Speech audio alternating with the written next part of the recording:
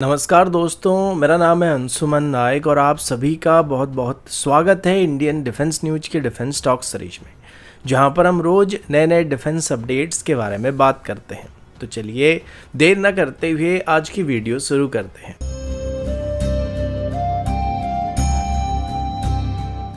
आज की पहली अपडेट एमका प्रोग्राम की तरफ से है। अभी जो रिपोर्ट सामने आ रही है उसके मुताबिक इंडियन एयरफोर्स अब एमका की मार्क 1 वेरिएंट की ही एडिशनल 20 यूनिट को ऑर्डर करने का प्लान कर रहा है और इस डिसीजन के पीछे दो मेजर रीजन होने की बात सामने आई है।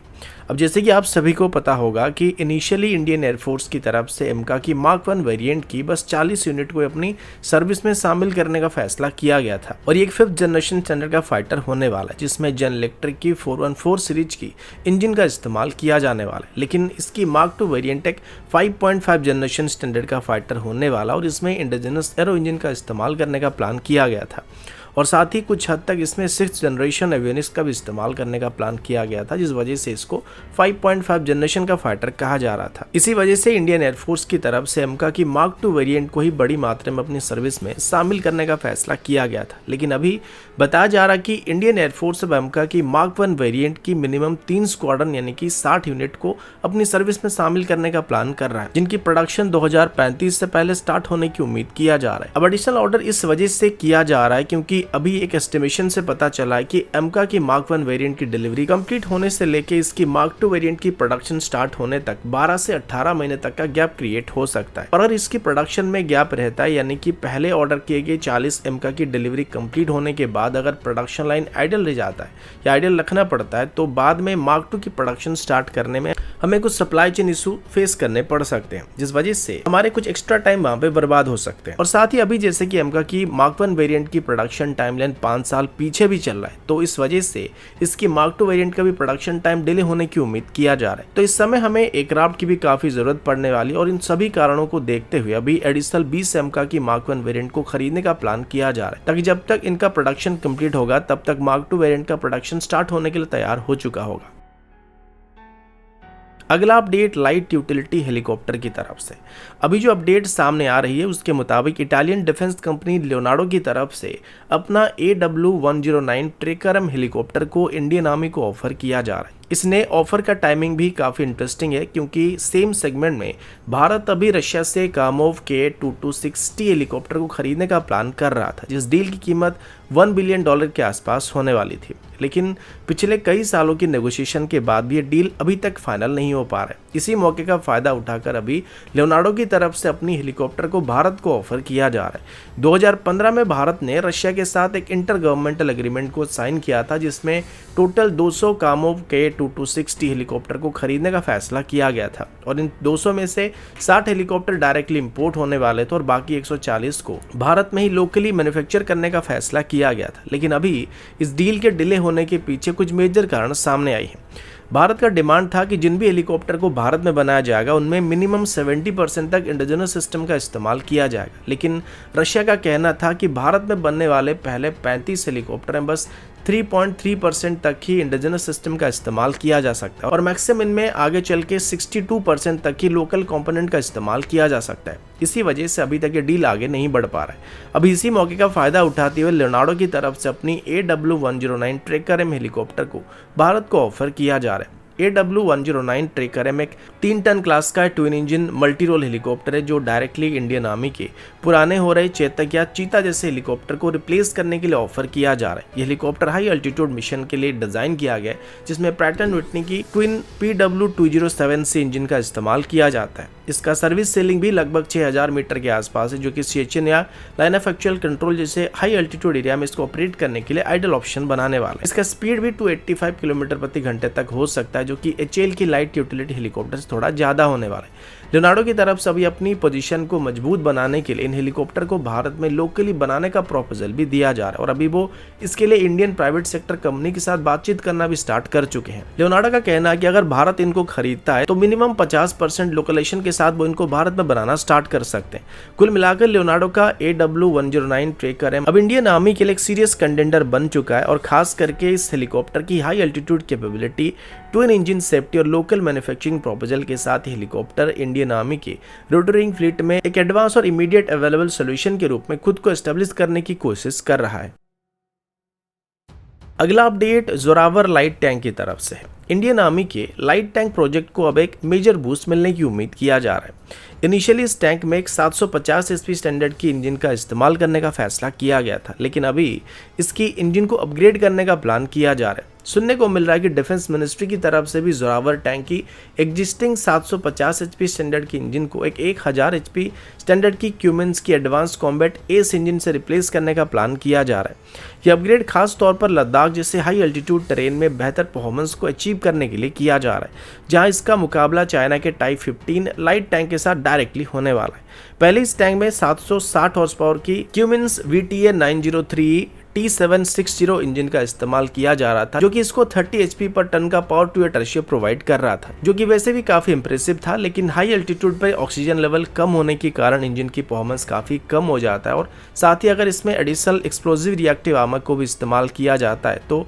टैंक का वेट थोड़ा बढ़ सकता है, जो कि इंजन पर एक्स्ट्रा लोड को क्रिएट करने वाला है। इसी वजह से अभी इंडियन आर्मी की तरफ से और ज़्यादा पावरफुल इंजन का डिमांड किया जा रहा है, जिसके बाद अभी 1000 एचपी स्टैंडर्ड की क्यूमेंस की एस इंजन का इस्तेमाल करने का फैसला किया जा रहा है। इस बीच डीआरडीओ की तरफ से भी जोरावर टैंक के लिए एक इंडिजिनस इंजन को डेवलप करने का प्रपोजल दिया गया था, जिसमें सीवीआरडी की तरफ से एक 700 हॉर्स पावर स्टैंडर्ड की V90 इंजन को ऑफर किया गया था। लेकिन एक्सपर्ट्स का कहना था कि 700 एचपी स्टैंडर्ड का इंजन माउंटेन वॉरफेयर के लिए कम पड़ सकता है, क्योंकि खास करके लद्दाख जैसे टेरेन में हमें मिनिमम 40 एचपी पर टन के आसपास ideal power to weight ratio की जरूरत पड़ती है। इसी वजह से इस प्रपोजल को कंसिडर नहीं किया गया था। बदले में डीआरडीओ की तरफ से अपनी डाल्टन सीरीज की इंजन का एक डाउनग्रेडेड वेरिएंट को भी डेवलप करने का प्रपोजल दिया गया था, जो कि 1000 एचपी तक की पावर को प्रोड्यूस कर सकता है। लेकिन अभी पता चला है कि साइज की वजह से इस इंजन ऑप्शन को भी रिजेक्ट किया जा रहा है, क्योंकि ऐसा करने से टैंक के डिजाइन में कुछ चेंजेस करने पड़ जाएंगे, जो कि इसकी प्रोडक्शन में काफी डिले ला सकता है। इसी वजह से अभी क्यूमेंस की इस इंजन को सिलेक्ट करने का फैसला किया जा रहा है, जिसका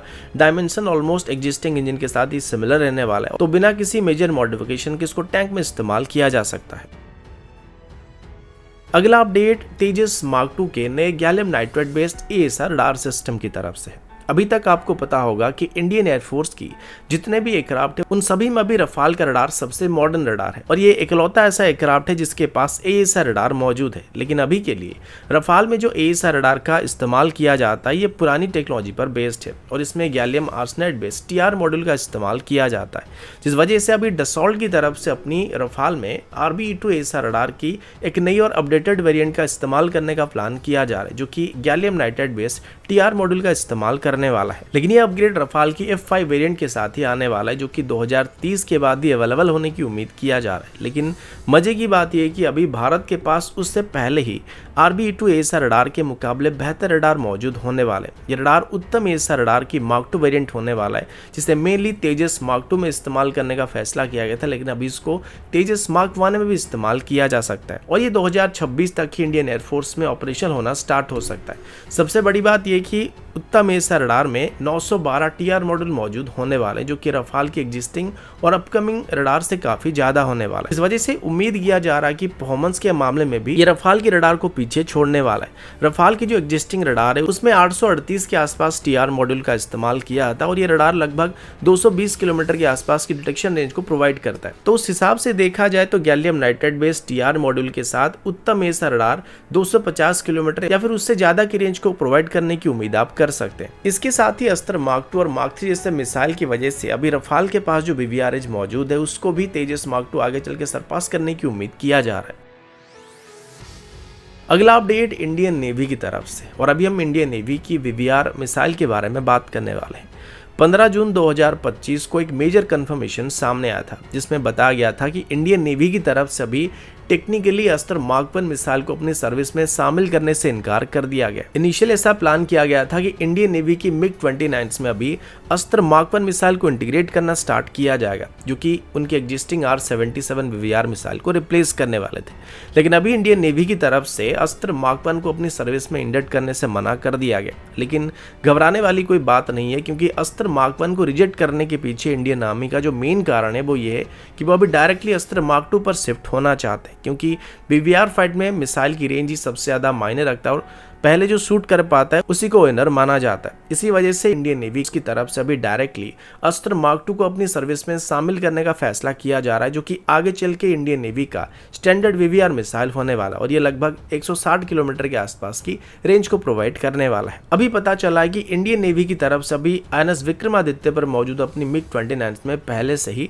अस्त्र मार्क 2 मिसाइल को इंटीग्रेट करना स्टार्ट कर दिया गया और आगे चल के इसे रफाल M के साथ भी इंटीग्रेट करने का प्लान किया गया। नेवी का कहना है कि अभी अस्त्र मार्क 1 टेक्निकली हमें कोई एज नहीं देने वाला है, क्योंकि पहले से ही चाइना और पाकिस्तान के पास PL-15 जैसे मिसाइल मौजूद हैं, जिसकी एक्सपोर्ट वेरिएंट की रेंज 145 किलोमीटर बताया जाता है और एक्चुअल रेंज 200 किलोमीटर तक होने का क्लेम किया जाता है। और मेजॉरिटी केस में हमारा सामना पाकिस्तान के साथ ही होने वाला है, जिनके पास PL-15E मिसाइल मौजूद होने वाली, जो कि उनकी J-10 या फिर JF-17 जैसे एयरक्राफ्ट को 145 किलोमीटर की दूरी से मिसाइल को फायर करने की कैपेबिलिटी देने वाला है, जिस वजह से अस्त्र मार्क 1 मिसाइल की मैक्सिमम 110 किलोमीटर की रेंज के साथ ये हमें वीवीआरएच प्रोवाइड नहीं कर सकता है। तो इसी वजह से सीधे तौर पर अस्त्र मार्क 2 पर शिफ्ट करने का फैसला किया जा रहा है और 2026 तक इंडियन नेवी की MiG-29 से अस्त्र मार्क 2 को टेस्ट करने का प्लान किया जा रहा है।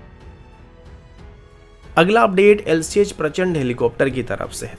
और अभी मिली कुछ रिपोर्ट के मुताबिक हिंदुस्तान एरोनॉटिक्स लिमिटेड की तरफ से बात कंफर्म किया गया कि LCH प्रचंड हेलीकॉप्टर से अभी Helina anti tank guided missile का ट्रायल को स्टार्ट करने का प्लान किया जा रहा है। ये स्टेप इंडियन आर्मी और इंडियन एयरफोर्स दोनों के लिए काफी जरूरी होने वाला है, क्योंकि दोनों सर्विस में कुल मिलाकर 156 के आसपास प्रचंड हेलीकॉप्टर को भी शामिल करने का फैसला किया गया। हेलिना, जिसकी एयरफोर्स वेरिएंट को ध्रुवास्त्र भी कहा जाता है, एक 3rd जनरेशन की फायर एंड फॉरगेट टाइप की एंटी टैंक गाइडेड मिसाइल है, जिसको DRDO की तरफ से डेवलप किया गया। इसमें एडवांस इमेजिंग इन्फ्रारेड सीकर का इस्तेमाल किया जाता है और ये 7 से 8 किलोमीटर की रेंज से दुश्मन को स्ट्राइक कर सकता है और इसमें एक पावरफुल टैंडेम हीट वॉरेट भी मौजूद होता है, जो कि किसी भी मॉडर्न मेन बैटल टैंक को न्यूट्रलाइज करने की क्षमता रखता है। फिलहाल LCH प्रचंड में कोई भी एंटी टैंक गाइडेड मिसाइल को अभी तक इंटीग्रेट नहीं किया गया, जो कि इनकी एंटी आर्मर कैपेबिलिटी के ऊपर काफी नेगेटिव असर डाल रहा है। लेकिन ध्रुवास्त्र या हेलिना जैसे मिसाइल को इसमें इंटीग्रेट करने के बाद इनकी एंटी आर्मर कैपेबिलिटी काफी हद तक इंप्रूव होने की उम्मीद आप कर सकते हैं। DRDO का कहना है कि हेलिना मिसाइल को पहले से रुद्र हेलीकॉप्टर से टेस्ट फायर किया जा चुका था, जो कि ध्रुव हेलीकॉप्टर का एक वेपनाइज्ड वेरिएंट है और जैसे कि इसके काफी सारे एविनिक्स LCH के साथ सिमिलर थे, तो हेलिना मिसाइल को लाइट कॉम्बैट हेलीकॉप्टर में इंटीग्रेट करने में कोई भी परेशानी का सामना नहीं करना पड़ा है और बहुत ही जल्दी इस इंटीग्रेशन को कंप्लीट कर दिया गया था और अभी उम्मीद किया जा रहा है कि जल्दी ही हेलिना मिसाइल को LCH प्रचंड से